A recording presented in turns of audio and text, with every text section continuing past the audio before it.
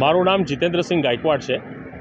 મારી ફેમિલી અહીંયા 80 વર્ષથી આ જ રસ્તા ઉપર રહે છે। આ પોલો ગ્રાઉન્ડનો એકદમ ભદ્ર વિસ્તાર છે અને અહીંયા ઓલરેડી વરસાદી કાંસ છે એ મેન્ટેન થતી નથી।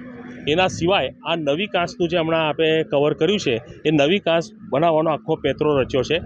110% અમારે અહીંયા આ પ્રોજેક્ટ માટે ઇન્ક્વાયરી કરાવવી જોઈએ, કારણ કે આનામાં પારદર્શકતા જરા પણ નથી।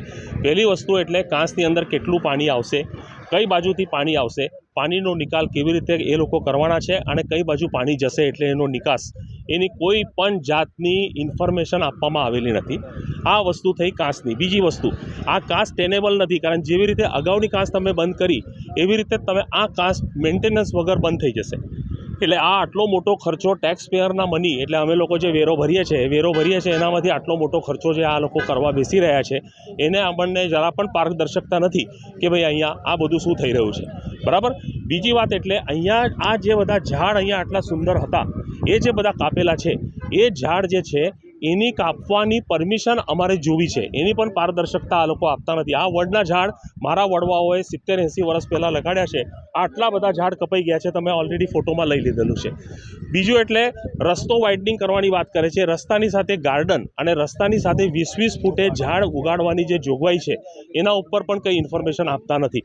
આ બધું થઈ રહ્યું છે ટેક્સ પેયરના પૈસાથી। બીજું ઇમ્પોર્ટન્ટ વસ્તુ એવી છે કે ભાઈ આ વરસાદ આવવાના પહેલાં કામગીરી પૂરી થવાની છે કે અહીંયા મોટામાં મોટો પ્રોબ્લેમ શું થાય છે કે અહીંયા આ તમે જોઈ લીધું, આ ગ્રાઉન્ડની અંદર આ પોલો ગ્રાઉન્ડ એટલે પાર્કિંગનો ઝોન થઈ ગયો છે।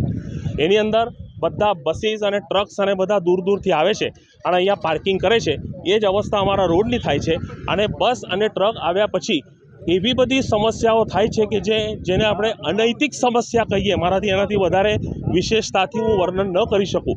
એ બધી સમસ્યાઓનો હલ કેવી રીતે તમે કરશો, એટલે આ બધા પ્રશ્નો લઈને આજે આ મિટિંગો છેલ્લા 7 દિવસથી ચાલી રહી છે અને અમારો રિક્વેસ્ટ એવી છે કે આપણો ચેનલ સપોર્ટ કરે અને આ વધુમાં વધુ વસ્તુ લોકોને સમજ પડે કે આ પેપરમાં તો બધું આવી જ રહ્યું છે કે આ લોકો કેટલો ભ્રષ્ટાચાર કરી રહ્યા છે।